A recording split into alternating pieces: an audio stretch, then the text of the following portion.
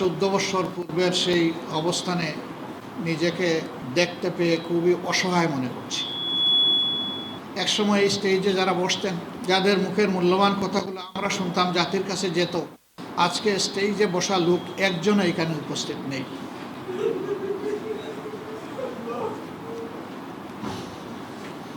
তারা চলে গিয়েছেন মৌলার কাছে, রেখে গিয়েছেন আমাদের কাঁধের উপর আমানতের বিশাল ভার। তাদের অপরাধ ছিল এই আয়াতটি যে প্রেক্ষাপটে নাজিল হয়েছিল, এইবারকার হজের মৌসুমে আল্লাহ তাআলা আমাকে সেই জায়গাটায় নিয়ে গিয়েছিলেন। 1000 বছর পুরানো এবং পুরানো মানুষগুলোর হাড্ডি এখনো রয়ে গিয়েছে। এগুলো চিৎকার দিয়ে বিশ্ববাসীকে বলছে, তোমরা সাক্ষী থাকো, আমরা তাওহীদবাদী হওয়ার কারণেই আমাদের উপর জুলুম করা হয়েছিল, আমাদেরকে জিতা পুড়িয়ে মারা হয়েছিল, আমাদের নেতৃবৃন্দের এক এক করে 11 জনকে আমাদের বুক থেকে ছিনিয়ে নেওয়া হয়েছে, 5 জনকে দেওয়া হয়েছে মিথ্যা অভিযোগের ভিত্তিতে, বানানো তদন্ত এবং মিথ্যা সাক্ষ্যের ভিত্তিতে, সাজানো আদালতের ভিত্তিতে রায় দিয়ে তাদেরকে ফাঁসির মঞ্চে তুলে হত্যা করা হয়েছে, গুম করা হয়েছিল।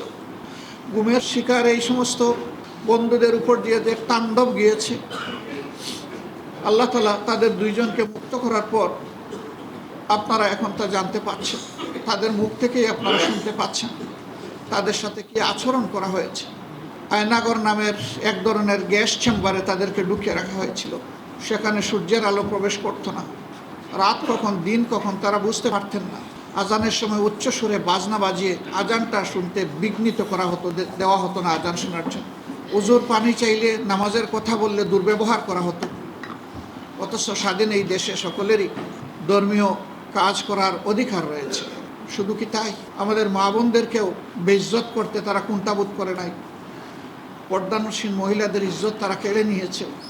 আমরা যখন শুনতাম কাউকে বলতাম না, শুধু আল্লাহকে বলতাম, আমাদের কলিজা, আমাদের হৃদয় ভেঙে টুকরা টুকরা হয়ে যেত। আমাদের কাছে একজন পুরুষের শাহাদতের চাইতে একজন মহিলার ইজ্জত লুণ্ঠন করা ছিল অনেক কষ্টের। শাপলা চত্বরে 2013 সালের 5 মে যা হয়েছে তা তৎকালীন সরকারের মন্ত্রীরা নিজের মুখে স্বীকার করেছে, বলেছে এসেছিল এক রাতে সাফ, এবং গর্ব করে এই কথাগুলো বলেছে। বারবার হুমকি দিত, বাড়াবাড়ি করলে শাপলা চত্বরের পরিণতি হবে। তাইলে পরিণতিটা কি তারা সেদিন করেছিল, তাদের কথার থেকে এটা পরিষ্কার। এটাও এক ধরনের গণহত্যা, একটা বংশকে পুরাপুরি শেষ করে দেওয়ার এই খায়েশ ছিল। আমরা এই সরকারের দুঃশাসনের 15.5 বছর আমাদেরকে রাস্তায় নামতে দেওয়া হয়নি। নতুন কালচার চালু করেছিল, তাদের অনুমতি নিয়ে তাদের বিরুদ্ধে মিছিল করতে হবে। হাস্যস্কর ব্যাপার। আমরা ওইটার তোয়াক্কা করি নাই প্রথম দিকে। আমরা আমাদের সামর্থ্য অনুযায়ী সকল অন্যায়েরই প্রতিবাদ করার চেষ্টা করেছি। এর মধ্যে তিনটা অগ্রহণযোগ্য, একেবারেই বাজে 3টা নির্বাচন তারা চলে বলে কৌশলে অনুষ্ঠান করে নিয়েছিল, যেটাতে জনগণ ভোট দিতে যাওয়ার কোনো পরিবেশ পায়নি অথবা যায়নি। আর একটাতে তো আগের রাতেই সব শেষ হয়ে গেছে। দিন পর্যন্ত ধৈর্য ধরার তাদের সেই রকম সৎসাহস ছিল না। গরিব দেশের কিছু চতুর ধনী মানুষ জনগণের সম্পদ লুণ্ঠন করে, ব্যাংকগুলা ফুকলা করে দেশের বাইরে অর্থ নিয়ে গিয়েছে। এই অর্থ আপনার, এই অর্থ আমার, এই অর্থ 18 কোটি মানুষের। এদেরকে আইনের আওতায় এনে দুনিয়ার যেখানেই থাকুক এদেরকেও ফিরিয়ে আনতে হবে, অর্থও ফিরিয়ে আনতে হবে। ছাত্র সমাজ এই আন্দোলন শুরু করলেও এই আন্দোলনের সকল শ্রেণী, পেশা এবং বয়সের মানুষ সম্পৃক্ত হয়ে গিয়েছিল। কোলের 1.5 মাসের শিশু থেকে শুরু করে 90 বছরের বৃদ্ধ পর্যন্ত রাস্তায় নেমে এসেছিলেন। মা তার 1.5 মাসের শিশুকে কোলে নিয়ে রাস্তায় এসেছিলেন। আপনারাই একজন প্রশ্ন করেছিলেন, এই ঝুঁকিপূর্ণ অবস্থায় এই কচি শিশুটাকে নিয়ে আপনি রাস্তায় কেন? উনি অত্যন্ত আত্মবিশ্বাসের সাথে জবাব দিয়েছিলেন সেদিন যে শিশু আমার কেবল একটা নয়, হাজারো মায়ের শিশু যেখানে অধিকার আদায়ের জন্য রাস্তায় নেমেছে, আমার আর বড় শিশু নাই, আমি পাঠিয়ে দিতাম, আমার যেহেতু নাই আমারটাই নিয়ে আমি নেমে এসেছি।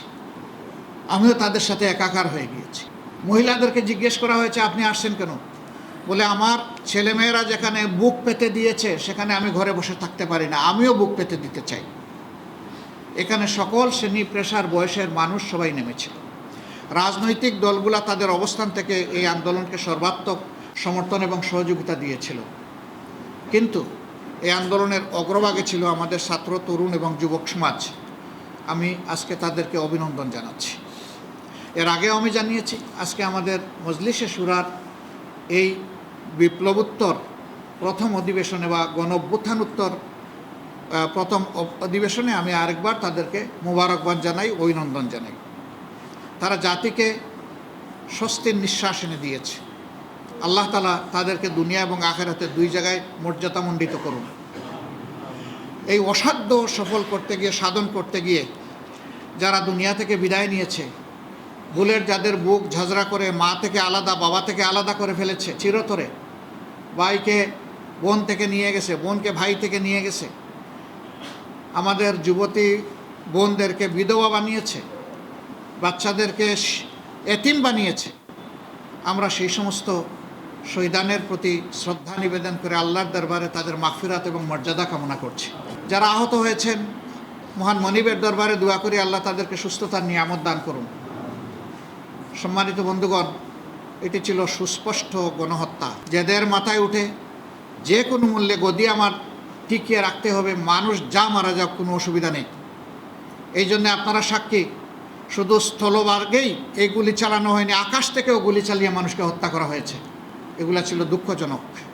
এই দৃশ্য একটা স্বাধীন দেশের নাগরিক দেখতে হবে, এর জন্য আমরা মানসিকভাবে প্রস্তুত ছিলাম না। আবার বিভিন্ন সময় ইন্টারনেট সেবা টোটালি বন্ধ করে দিয়ে সেখানে যাদেরকে হত্যা করা হয়েছে তাদের লাশ গুম করা হয়েছে। সর্বশেষ আপনারা দেখেছেন আশুলিয়ার ঘটনা, সেখানে ট্রাকের উপরে লাশের স্তূপ, তারপরে ধরিয়ে দেওয়া হয়েছে আগুন। আমরা কোন সভ্যতায় বসবাস করছি? এই সমস্ত গণহত্যা যারাই সংগঠিত করেছে তাদেরকে অবশ্যই আমরা সরকারের কাছে দাবি জানাবো, অবশ্যই তাদেরকে বিচারের এবং আইনের আওতায় আনতেই হবে।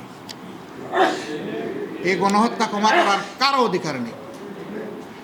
দল হিসাবে 15.5 বছর আমাদের সাথে যে বৈরিতা করা হয়েছে, আমাদের নিবন্ধন কেড়ে নেওয়া হয়েছে, অফিসগুলোতে তালা ঝুলানো হয়েছে, আমাদেরকে স্বস্তির সাথে চলতে দেওয়া হয়নি, দফায় দফায় আমাদেরকে নির্যাতন করা হয়েছে বিভিন্নভাবে, শেষ পর্যন্ত আমাদেরকে শেষ মুহূর্তে দিশাহারা সরকার নিষিদ্ধ ঘোষণা করে তারপরে তাদের কলিজা ঠান্ডা করেছে। আমরা বলেছি যে আমরা প্রতিশোধ নেব না। প্রতিশোধ না নেওয়ার মানে হচ্ছে আমরা আইন হাতে তুলে নেব না, কিন্তু সুনির্দিষ্ট অপরাধ যিনি করেছেন তার বিরুদ্ধে মামলাও হবে এবং তাকে সে মামলায় শাস্তিও পেতে হবে। গণহত্যার বিচার করতে হবে, আবার 15.5 বছর ধরে যে সমস্ত অপরাধ করা হয়েছে সেইটারও বিচার করতে হবে। সাংবাদিক বন্ধুগণ, আজকে সময় এসেছে বিভক্ত জাতিকে ঐক্যবদ্ধ করার। অন্যায় অসত্যের বিরুদ্ধে যেমন আমরা সোচ্চার থাকব, ঠিক জাতির এই কাঙ্ক্ষিত পরিবর্তনকে কেউ যাতে ব্যর্থ করে না দিতে পারে, এই জন্য সকলে মিলে আমরা পাহারাদারি করব। এটা একার রাজনৈতিক দলের কাজ নয়, এটা আপামর জনগণের। তবে বিশেষভাবে দায়িত্ব বর্তায় দুইটা সম্প্রদায়ের উপর। একটি হচ্ছে রাজনৈতিক দল কিংবা নেতৃবৃন্দ, আরেকটা হচ্ছে সাংবাদিক সমাজ। এই দুই সমাজকে বলা হয়, তাদের আই হচ্ছে 4D আই। তারা 4 ডাইমেনশনে চতুর্দিক থেকে জাতিকে দেখেন। এই জন্য মিডিয়াকে বলা হয় ওয়াচডগ, বলা হয় জাতির দর্পণ, আর মিডিয়া কর্মীদেরকে বলা হয় তারা হচ্ছেন জাতির বিবেক। আমরা এই জাতির বিবেক বন্ধুদেরকে অনুরোধ করব যে ইনশাআল্লাহ অতীত যা হয়েছে হয়েছে, ভবিষ্যতে অবশ্যই আমরা সাদাকে সাদা বলবো এবং কালোকে কালো বলবো।